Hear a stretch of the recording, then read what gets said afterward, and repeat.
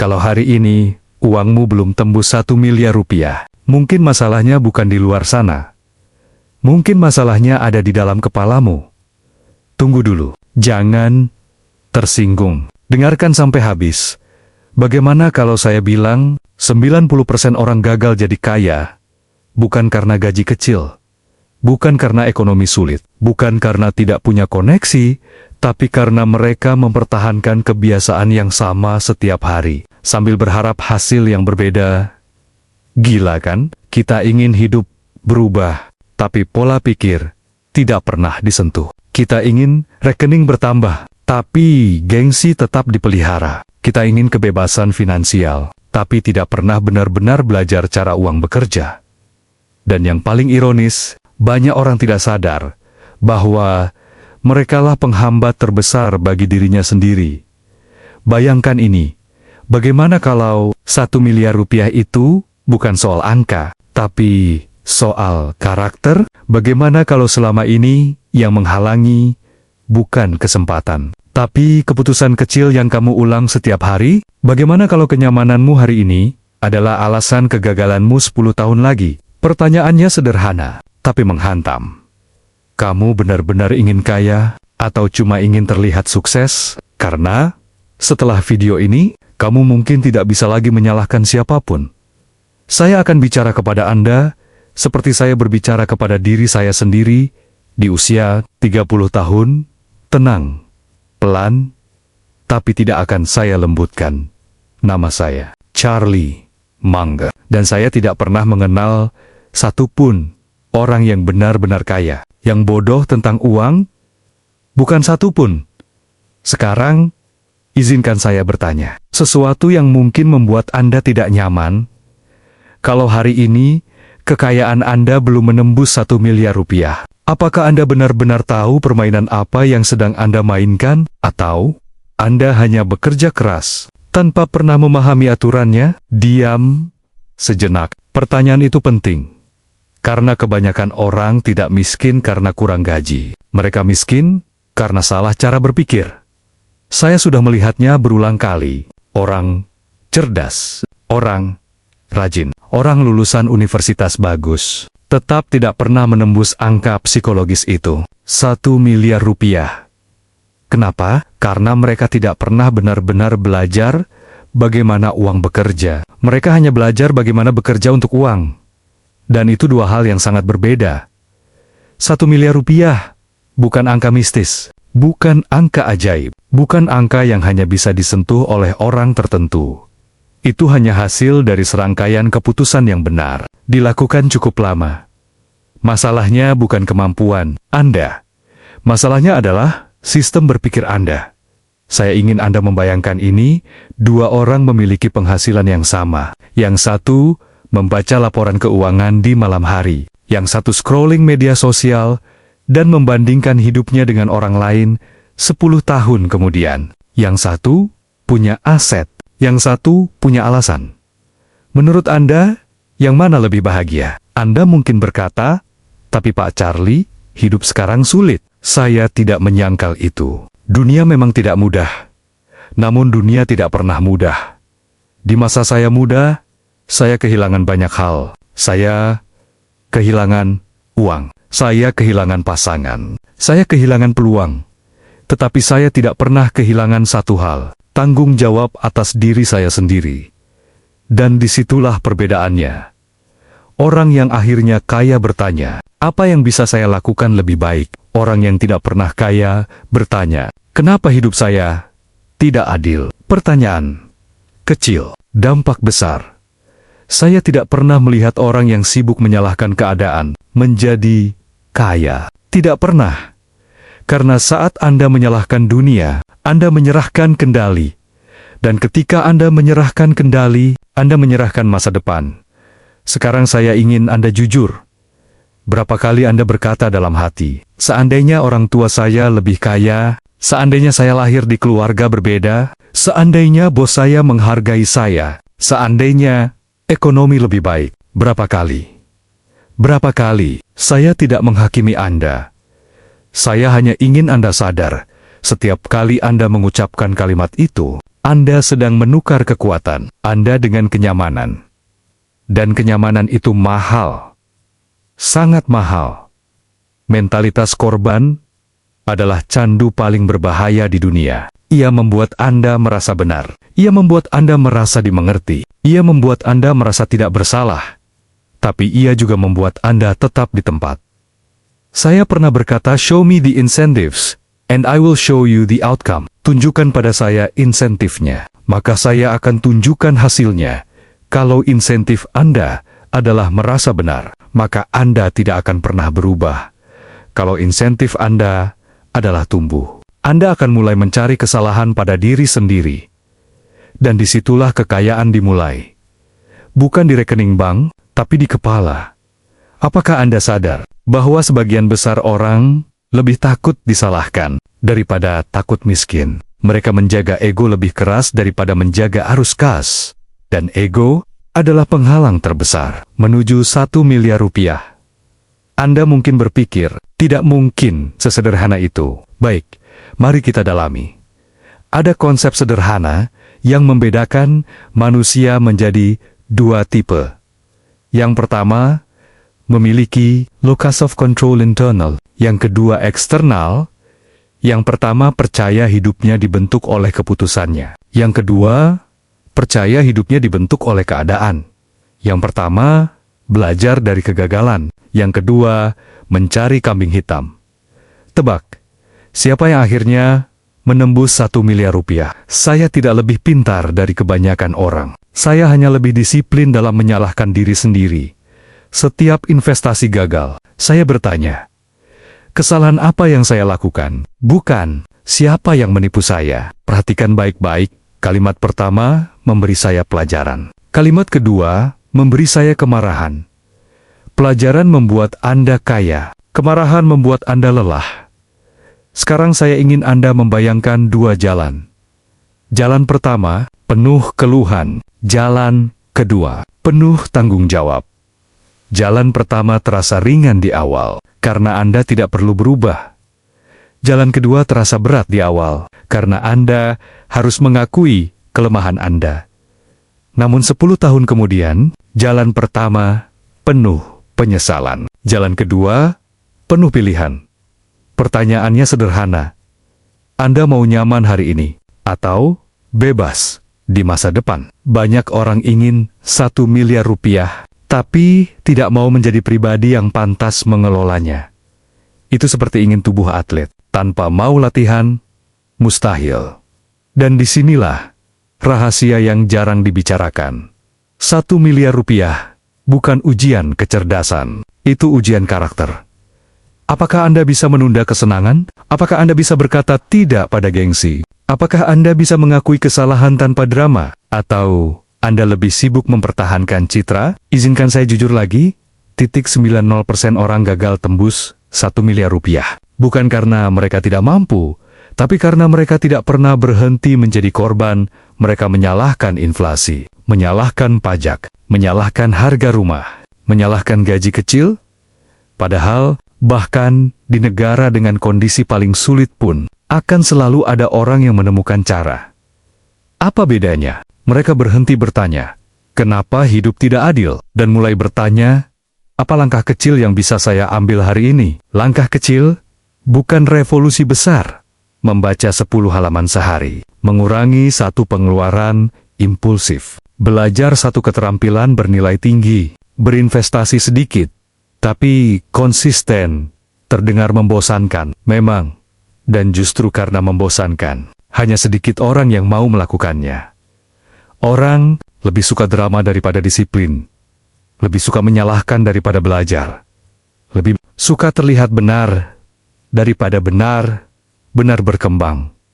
Sekarang, saya ingin Anda melihat diri Anda sendiri. Dengan jujur, jika Anda belum mencapai 1 miliar rupiah, apakah karena peluang tidak ada? Atau karena Anda belum cukup lama berada di jalur yang benar? Apakah karena dunia menahan Anda? Atau karena Anda masih memelihara cerita lama tentang kenapa Anda gagal? Saya tidak di sini untuk menghibur Anda.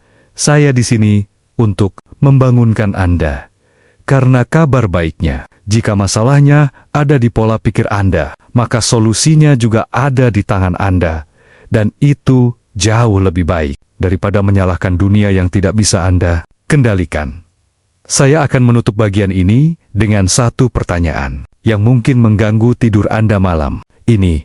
Jika semua alasan yang Anda pegang selama ini ternyata hanya pembenaran, apakah Anda cukup berani untuk melepaskannya? Karena begitu Anda berhenti menjadi korban, Anda baru mulai menjadi arsitek kekayaan Anda sendiri. Dan percayalah, 1 miliar rupiah hanyalah konsekuensi, bukan tujuan utama. Tujuan utamanya adalah menjadi pribadi yang tidak lagi menunggu dunia berubah, tapi memilih berubah lebih dulu. Sekarang, apakah Anda masih ingin menyalahkan keadaan, atau Anda siap mengambil kendali? Pilihan itu selalu ada di tangan Anda. Sekarang izinkan saya membicarakan sesuatu yang mungkin lebih sensitif daripada kemiskinan itu sendiri. Gaya hidup. Ya, gaya hidup Anda. Saya, Charlie Munger, sudah melihat pola ini selama puluhan tahun. Polanya berulang. Orang naik gaji, lalu langsung menaikkan standar hidup. Gaji naik 20%, cicilan naik 30%, bonus datang, liburan bertambah mahal, kartu kredit ikut tersenyum. Lalu mereka bertanya, kenapa uang saya tidak pernah cukup? Pertanyaan yang salah. Yang seharusnya Anda tanyakan adalah, kenapa setiap kali penghasilan saya naik, kebutuhan saya ikut melonjak? Ada istilah yang sangat sederhana, lifestyle inflation, inflasi gaya hidup, dan ini pembunuh kekayaan paling halus yang pernah saya lihat. Ia tidak menyerang Anda secara brutal, ia datang pelan, halus, terlihat wajar, bahkan terlihat pantas. Anda bekerja keras, Anda merasa berhak, dan disitulah jebakannya. Saya ingin Anda membayangkan dua orang dengan penghasilan yang sama. Yang satu membeli mobil baru setiap kali gajinya naik. Yang satu tetap memakai mobil lamanya dan menginvestasikan selisihnya. 10 tahun berlalu. Yang satu punya kenangan foto Instagram, yang satu punya kebebasan finansial. Menurut Anda, siapa yang terlihat lebih sukses di tahun pertama? Dan siapa yang benar-benar sukses di tahun ke-10? Kebanyakan orang ingin terlihat kaya sebelum benar-benar kaya. Dan itu adalah kesalahan. Mobil mewah bukan tanda kekayaan. Rumah besar bukan bukti kemerdekaan finansial. Pakaian mahal bukan indikator kecerdasan finansial. Yang sering terjadi justru sebaliknya. Mereka adalah tanda bahwa seseorang sedang membayar mahal untuk terlihat berhasil. Saya pernah mengatakan, the big money is not in the buying and selling, but in the waiting. Uang besar bukan dijual beli cepat, tapi di kesabaran. Namun bagaimana Anda bisa sabar? Kalau setiap bulan, Anda terikat cicilan yang membuat Anda gelisah? Gaya hidup tinggi menciptakan tekanan konstan. Tekanan menciptakan keputusan buruk menghancurkan compounding. Apakah Anda sadar bahwa banyak orang yang penghasilannya tinggi justru tidak pernah punya aset? Berarti mereka sibuk mempertahankan standar hidup, bukan membangun neraca keuangan. Saya ingin Anda berhenti sejenak dan bertanya pada diri sendiri, apakah pengeluaran Anda hari ini mencerminkan kebebasan atau sekadar gengsi? Apakah Anda membeli karena butuh atau karena ingin dianggap? Jawaban jujur atas pertanyaan itu bisa mengubah masa depan Anda. Kita hidup di era di mana penampilan dihargai lebih cepat daripada substansi. Media sosial membuat standar hidup terasa kompetitif. Anda melihat teman beli rumah, Anda merasa tertinggal. Anda melihat rekan kerja ganti mobil, Anda merasa perlu ikut. Tapi pernahkah Anda berpikir, mungkin mereka juga sedang berutang pada masa depan mereka? Banyak orang mengira mereka menaikkan kualitas hidup, padahal yang mereka naikkan adalah tekanan finansial. Dan tekanan itu tidak terlihat. Ia tersembunyi di balik foto bahagia, tersembunyi di balik caption penuh syukur, tersembunyi di balik senyum yang tidak menunjukkan angka cicilan. Saya tidak anti kemewahan, saya anti kebodohan. Kalau Anda sudah benar-benar kaya, silakan nikmati hasilnya. Tapi kalau Anda masih membangun Mengapa Anda terburu-buru mengonsumsi hasil yang belum Anda ciptakan? Apakah Anda ingin dihormati karena apa yang Anda miliki? Atau karena siapa diri Anda? Pertanyaan itu penting, karena gaya hidup adalah cerminan prioritas, dan mayoritas orang memprioritaskan validasi, bukan kebebasan.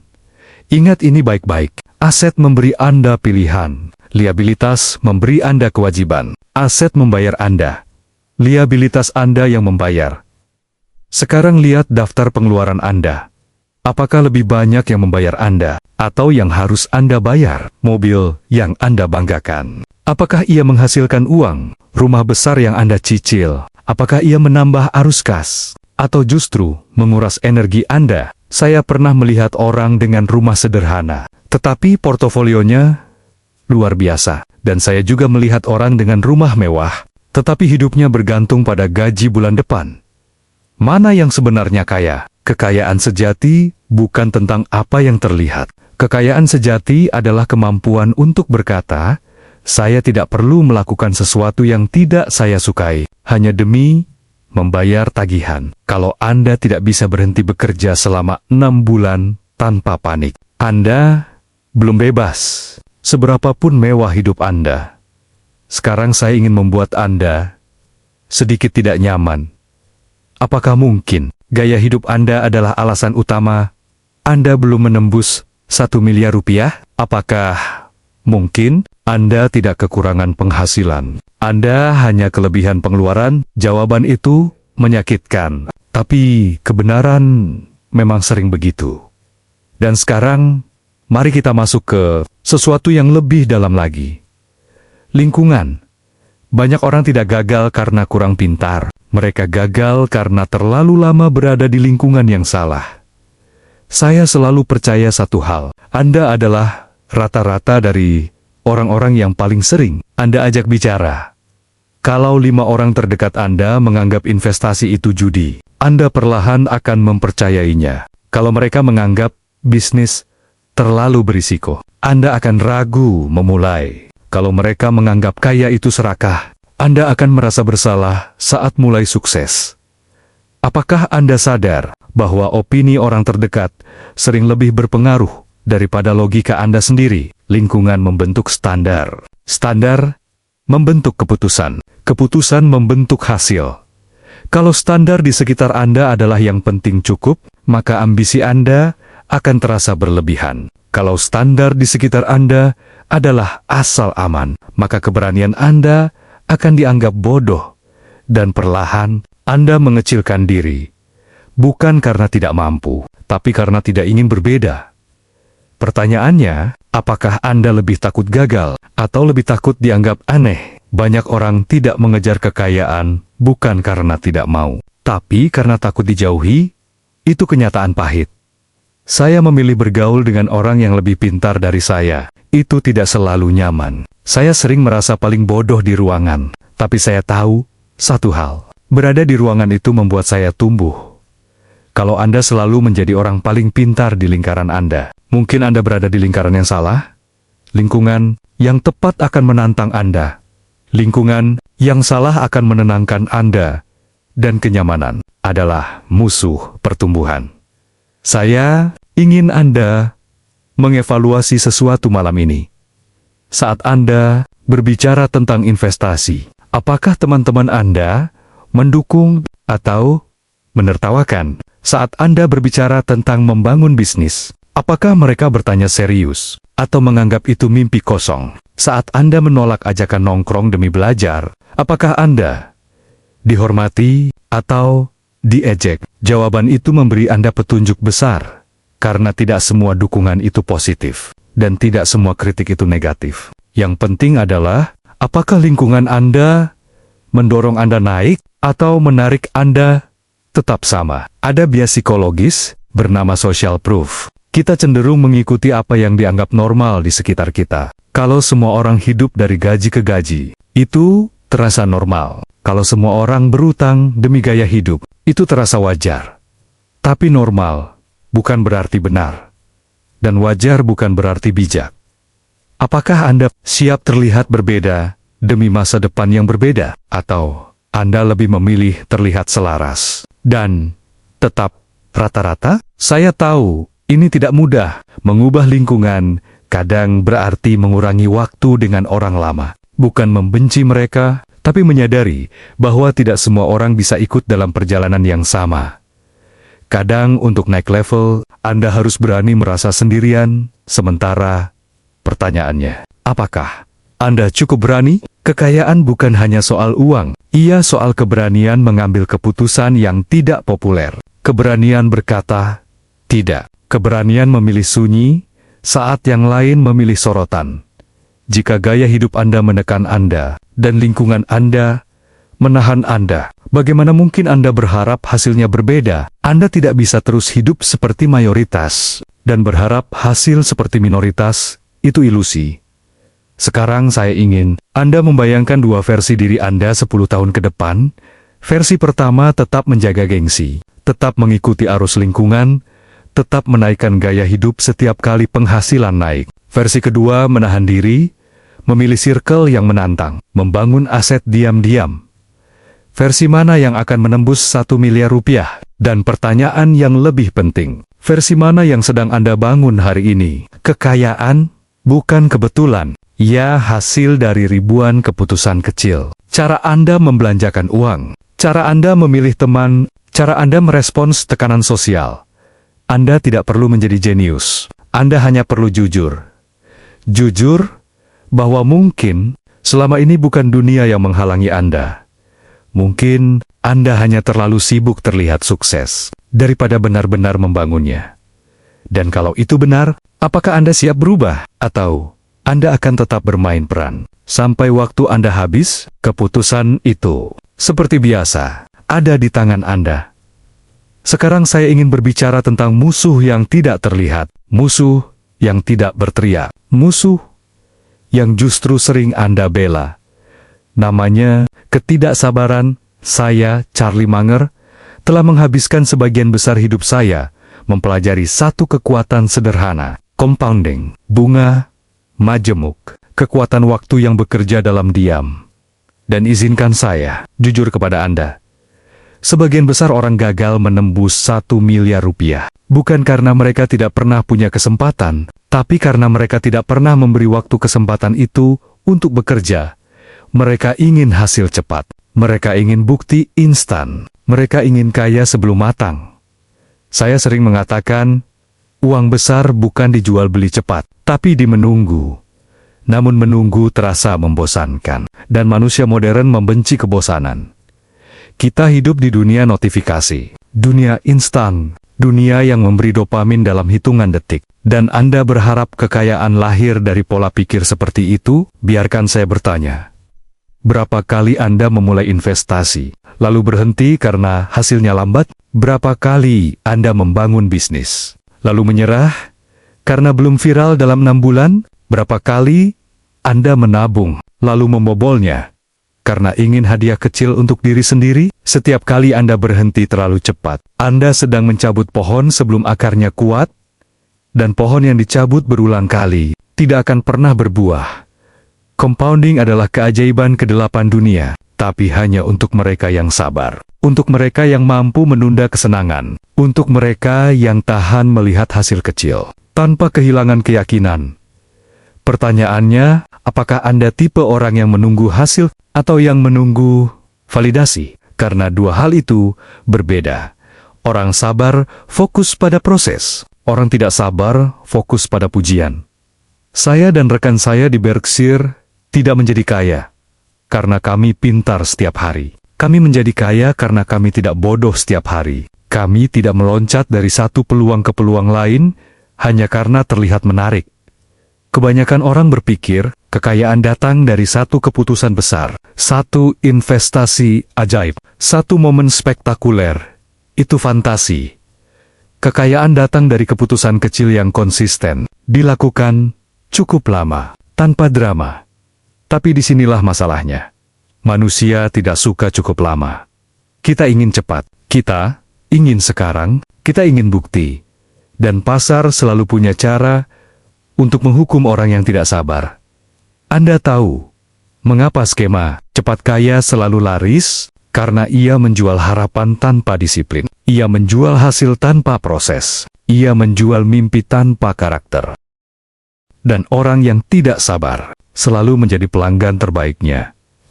Sekarang saya ingin Anda membayangkan sesuatu. Jika Anda menginvestasikan uang secara konsisten selama 10 tahun dan tidak menyentuhnya, hasilnya mungkin mengejutkan Anda. Tapi jika setiap 2 tahun Anda panik dan mengganti strategi, apa yang terjadi? Compounding tidak bekerja untuk orang yang gelisah. Ia hanya bekerja untuk orang yang tenang.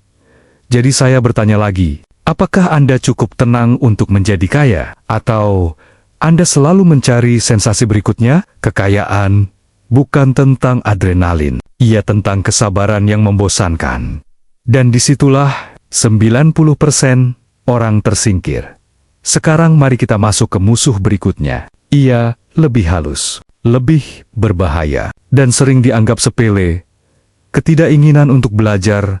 Saya membaca setiap hari, bukan karena saya jenius, tapi karena saya tahu betapa mudahnya saya salah. Dunia ini kompleks. Keputusan finansial tidak sederhana. Tanpa belajar, Anda berjalan dalam kabut. Dan orang yang berjalan dalam kabut, cepat atau lambat, akan menabrak sesuatu.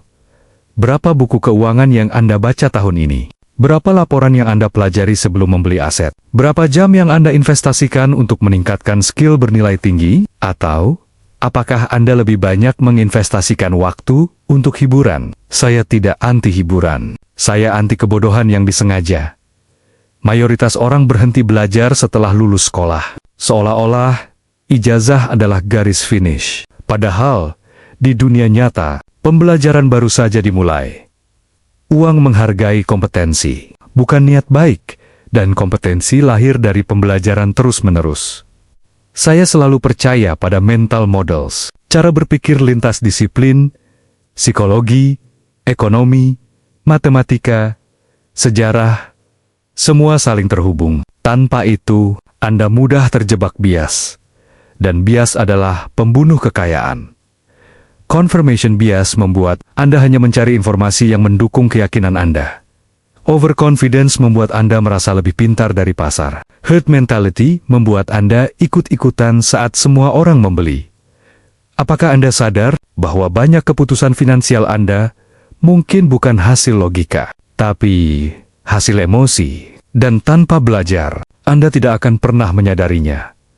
Saya tidak pernah menganggap diri saya paling pintar di ruangan. Saya hanya memastikan saya terus menjadi versi diri yang lebih baik dari kemarin. Setiap hari Anda tidak belajar, Anda tertinggal. Setiap hari Anda puas dengan apa yang sudah Anda tahu. Seseorang di luar sana sedang meningkatkan kapasitasnya. Dan pasar akan memberi imbalan kepada siapa? Orang yang stagnan atau orang yang berkembang? Jika Anda ingin menembus 1 miliar rupiah, Anda harus menjadi pribadi yang nilainya meningkat. Karena pendapatan mengikuti nilai, nilai mengikuti kompetensi, kompetensi mengikuti pembelajaran. Rantai yang sederhana, tapi jarang dihormati. Saya ingin Anda bertanya pada diri sendiri dengan jujur. Apakah Anda ingin kaya, atau hanya ingin uang? Karena ingin kaya, berarti siap berubah, siap belajar, siap mengakui bahwa Anda belum tahu segalanya. Ingin uang tanpa ingin belajar, seperti ingin panen tanpa mau menanam. Mustahil.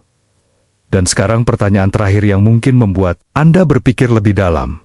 Jika 5 tahun ke depan Anda tetap di level finansial yang sama, apakah itu karena dunia tidak memberi kesempatan? Atau karena Anda berhenti bertumbuh? Jawaban itu tidak akan keluar dari orang lain.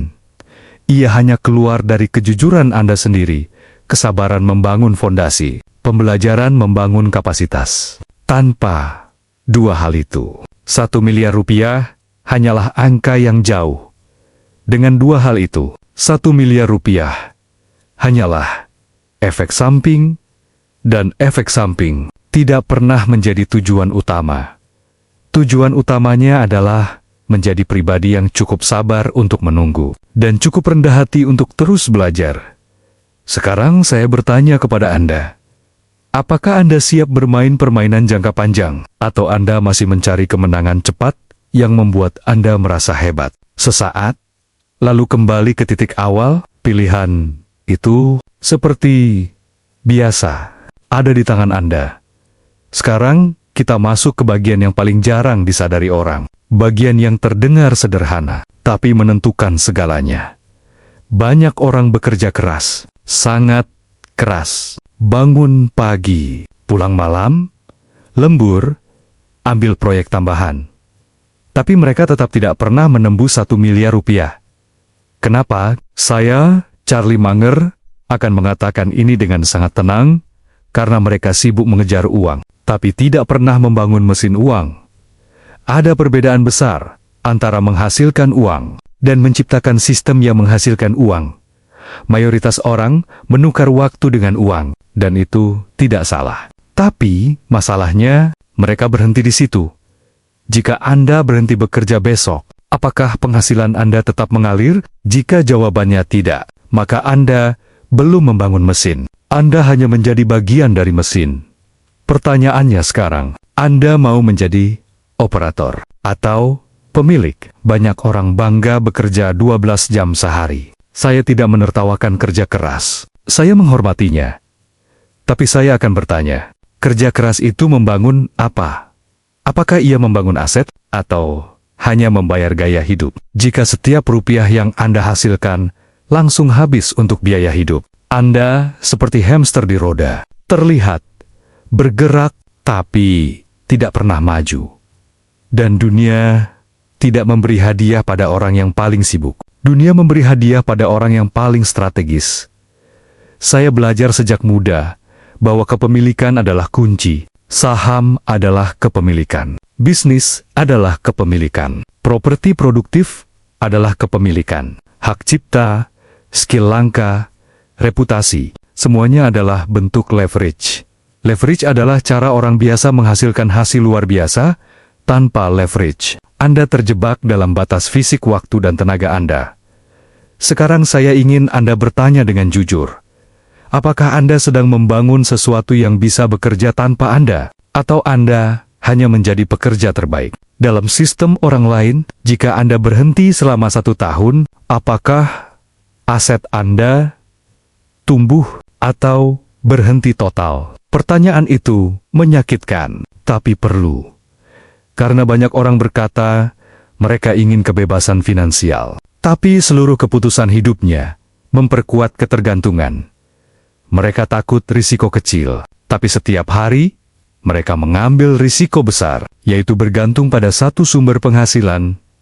Apakah itu aman? Bayangkan, Anda menanam 10 pohon yang berbuah. Awalnya kecil, hasilnya sedikit, tapi setiap tahun, pohon itu tumbuh. Akarnya menguat, buahnya bertambah. Sekarang bayangkan, Anda memilih tidak menanam apa-apa, dan setiap hari harus berburu makanan sendiri. Mana yang lebih melelahkan dalam jangka panjang? Masalahnya, menanam pohon butuh waktu. Dan, lagi-lagi, kita kembali ke kesabaran. Namun ada satu hal lagi yang lebih dalam. Banyak orang tidak pernah membangun mesin uang, karena mereka tidak pernah membangun karakter yang mampu mengelolanya, dan disinilah kita masuk ke bab terakhir. 1 miliar rupiah bukan soal angka, itu tes karakter. Uang memperbesar siapa diri Anda. Jika Anda boros, uang akan membuat Anda lebih boros. Jika Anda egois, uang akan membuat Anda lebih egois. Jika Anda disiplin, uang akan memperluas disiplin Anda. Apakah Anda siap diperbesar? Itu pertanyaan yang jarang ditanyakan. Banyak orang berkata, kalau saya punya 1 miliar rupiah, hidup saya akan berubah. Saya katakan, tidak. Yang berubah hanya skala masalah Anda. Jika Anda tidak bisa mengelola 10 juta rupiah, apa yang membuat Anda yakin bisa mengelola 1 miliar rupiah? Jika Anda tidak bisa konsisten menabung sekarang, apa yang membuat Anda yakin akan bijak ketika jumlahnya besar? Kekayaan tidak mengubah kebiasaan, ia mempercepatnya. Saya telah melihat orang mendapat uang besar secara tiba-tiba, lalu kehilangannya lebih cepat, karena karakter mereka tidak tumbuh secepat rekeningnya. Pertanyaannya sekarang, apakah Anda sedang membangun rekening atau membangun diri? Karena Jika diri Anda tidak siap, angka besar hanya akan menjadi bencana besar. 1 miliar rupiah adalah tes disiplin, tes kesabaran, tes ego, tes kemampuan berkata tidak, tes kemampuan hidup di bawah kemampuan Anda. Saat semua orang memamerkan di atas kemampuan mereka, apakah Anda cukup kuat untuk tidak ikut-ikutan? Apakah Anda cukup percaya diri untuk tidak butuh validasi? Apakah Anda cukup rendah hati untuk terus belajar? Bahkan saat mulai berhasil, itulah yang memisahkan 10% dari 90%. Bukan keberuntungan, bukan koneksi rahasia, bukan kecerdasan luar biasa. Karakter saya ingin Anda membayangkan dua orang yang sama-sama cerdas. Yang satu disiplin, sabar, terus belajar, membangun aset. Yang satu impulsif, emosional, mudah tergoda, haus pengakuan. 10 tahun kemudian, siapa yang menembus 1 miliar rupiah? Jawabannya hampir terlalu jelas. Namun, jika jawabannya jelas, mengapa mayoritas tetap gagal? Karena mereka tahu apa yang harus dilakukan, tapi tidak mau menjadi pribadi yang melakukannya. Mereka ingin hasil tanpa transformasi, dan itu mustahil. Jadi sekarang saya bertanya pada Anda, dengan sangat serius, jika 5 atau 10 tahun dari sekarang, Anda belum mencapai angka itu, apakah itu karena dunia tidak memberi kesempatan? Atau karena Anda belum menjadi versi diri yang layak dipercaya dengan jumlah itu? Pertanyaan itu mungkin tidak nyaman. Tapi justru disitulah pintunya. Karena saat Anda berhenti menyalahkan luar dan mulai membangun dalam, permainan berubah. Uang bukan tujuan akhir. Ia hanyalah alat ukur dari disiplin yang konsisten. Jika Anda membangun mesin, jika Anda membangun kesabaran, jika Anda membangun pengetahuan, jika Anda membangun karakter, maka 1 miliar rupiah bukan lagi mimpi. Ia hanya konsekuensi. Dan sekarang, keputusan terakhir ada di tangan Anda. Apakah Anda ingin terus menjadi bagian dari 90% yang bekerja keras tanpa sistem, yang ingin kaya tanpa berubah, yang ingin hasil tanpa karakter? Atau Anda siap menjadi bagian dari 10% yang diam-diam membangun mesin, yang sabar menunggu compounding, yang memperbaiki diri sebelum memperbesar angka? Ingat ini baik-baik. Dunia tidak menahan Anda. Angka 1 miliar rupiah tidak menjauhi Anda. Satu-satunya yang mungkin menahan Anda adalah versi diri Anda hari ini. Pertanyaannya sederhana.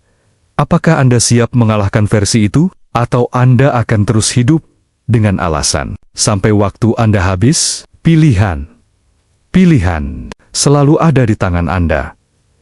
Dengarkan ini baik-baik. Masalahnya bukan karena dunia terlalu kejam, bukan karena gaji terlalu kecil, bukan karena ekonomi sulit. Masalahnya seringkali karena kita terlalu nyaman menjadi biasa. Kita bilang ingin kaya, kita bilang ingin bebas finansial, kita bilang ingin tembus 1 miliar rupiah. Tapi setiap hari, keputusan kita justru menjauhkan kita dari sana. Kita ingin hasil luar biasa, dengan kebiasaan rata-rata. Kita ingin hidup berbeda, tanpa berani berbeda. Kita ingin masa depan berubah, tapi tidak mau mengubah diri. Dan itu ironi terbesar dalam hidup. Kita marah saat melihat orang lain sukses. Kita curiga pada mereka yang kaya. Kita berkata, pasti ada privilege. Kebetulan saja, dia beruntung. Padahal, yang jarang kita lihat adalah disiplin yang sunyi, kesabaran yang tidak dipamerkan, kegagalan yang tidak diceritakan. Kita ingin panennya, tapi tidak mau musim tanamnya. Kita ingin angka besar di rekening, tapi tidak mau menahan diri saat diskon menggoda. Kita ingin investasi berkembang, tapi panik saat nilainya turun sedikit. Kita ingin bisnis berhasil, tapi menyerah ketika belum viral dalam 6 bulan. Kita tidak kalah karena bodoh. Kita kalah karena tidak sabar. Dan kesabaran bukan sekadar menunggu. Kesabaran adalah tetap konsisten. Saat tidak ada yang bertepuk tangan, masalahnya, kita terlalu sering mencari tepuk tangan. Kita ingin terlihat sukses sebelum benar-benar sukses. Kita ingin diakui sebelum layak diakui. Kita ingin dipuji sebelum berproses. Padahal kekayaan sejati tumbuh dalam diam. Ia tidak berisik. Ia tidak dramatis. Ia tidak viral.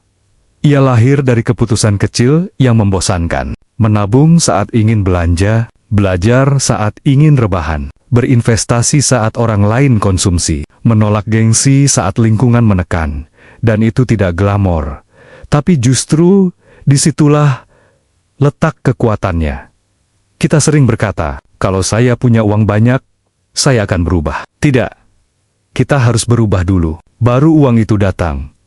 Uang tidak menciptakan karakter. Uang memperbesar karakter.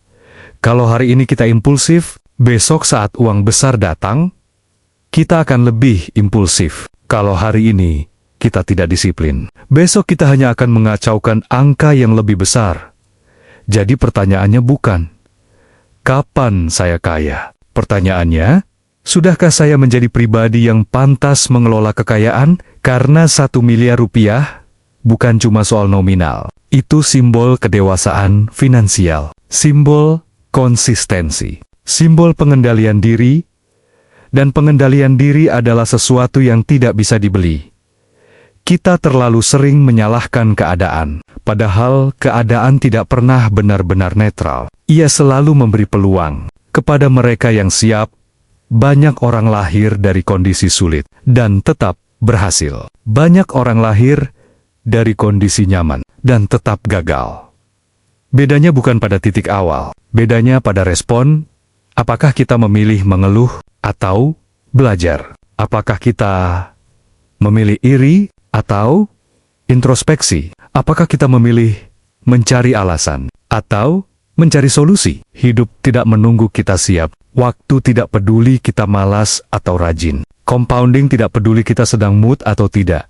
Ia hanya bekerja untuk mereka yang konsisten. Dan konsistensi adalah keputusan harian. Keputusan untuk bangun lebih pagi. Keputusan untuk membaca 1 bab buku. Keputusan untuk tidak membeli sesuatu yang tidak perlu. Keputusan untuk tetap berinvestasi, meski tidak ada yang memuji. Kita sering meremehkan keputusan kecil. Padahal, hidup kita adalah akumulasi dari keputusan kecil itu. Setiap hari, kita sedang memilih menjadi lebih kuat, atau lebih lemah, lebih disiplin, atau lebih longgar, lebih sadar, atau lebih reaktif. Tidak ada posisi netral. Dan mungkin yang paling menyakitkan adalah ini. Tidak ada yang datang menyelamatkan kita. Tidak ada paman kaya yang tiba-tiba memberi warisan. Tidak ada keajaiban mendadak. Tidak ada momen dramatis yang otomatis mengubah hidup. Yang ada hanya kita. Dengan pilihan kita, dengan kebiasaan kita, kita ingin kebebasan finansial. Tapi kita tidak bebas dari gengsi. Kita ingin kaya. Tapi kita tidak kaya dalam pola pikir. Kita takut terlihat berbeda. Takut dianggap pelit. Takut dianggap ambisius. Takut dianggap terlalu serius soal uang. Padahal justru keberanian untuk berbeda. Itulah yang memisahkan 10% dari 90%. Mayoritas orang hidup mengikuti arus. Minoritas hidup dengan kompas. Mayoritas mengejar kenyamanan jangka pendek. Minoritas membangun ketahanan jangka panjang. Dan hidup selalu memberi hasil sesuai arah yang kita pilih. Jika kita terus memilih kesenangan instan, jangan heran jika masa depan terasa sempit. Jika kita terus memilih validasi, jangan heran jika tabungan kosong. Jika kita terus menunda belajar, jangan heran jika kesempatan lewat begitu saja. Kita tidak kekurangan informasi. Kita kekurangan keberanian untuk konsisten. Kita tahu harus menabung. Kita tahu harus investasi. Kita tahu harus belajar. Kita tahu harus mengendalikan diri. Tapi tahu saja tidak cukup. Kita harus mau menjadi orang yang melakukannya. Bahkan saat tidak nyaman. Karena pada akhirnya, hidup bukan tentang siapa yang paling pintar. Bukan tentang siapa yang paling beruntung. Tapi tentang siapa yang paling tahan. Tahan godaan, tahan tekanan sosial, tahan rasa bosan, tahan proses panjang tanpa hasil instan. Dan ketika kita bertahan cukup lama, dunia mulai terlihat berbeda. Uang mulai bekerja untuk kita. Pilihan hidup mulai terbuka. Tekanan mulai berkurang. Kebebasan mulai terasa nyata. bukan karena keajaiban, tapi karena karakter. Jadi jika hari ini kita masih berada di titik yang sama, jangan langsung menyalahkan keadaan. Tanyakan pada diri sendiri, apakah saya sudah sungguh-sungguh? Apakah saya sudah konsisten? Apakah saya sudah berani berbeda? Apakah saya sudah membangun diri sebelum menuntut hasil? Karena mungkin yang perlu diubah bukan situasi kita, tapi standar kita, standar disiplin kita, standar tanggung jawab kita, standar kesabaran kita. Dan ketika standar itu naik, hidup kita ikut naik. Pesan moralnya sederhana, tapi tidak mudah. Berhenti mencari jalan pintas. Berhenti menyalahkan luar. Berhenti menunggu motivasi. Mulailah membangun diri. Karena 1 miliar rupiah hanyalah angka. Yang jauh lebih penting adalah siapa kita saat angka itu datang. Apakah kita siap atau kita akan hancur olehnya? Hidup memberi kita waktu. Tidak banyak, tapi cukup. Cukup untuk berubah, cukup untuk belajar, cukup untuk menanam, cukup untuk bertumbuh. Pertanyaannya tinggal satu. Apakah kita mau?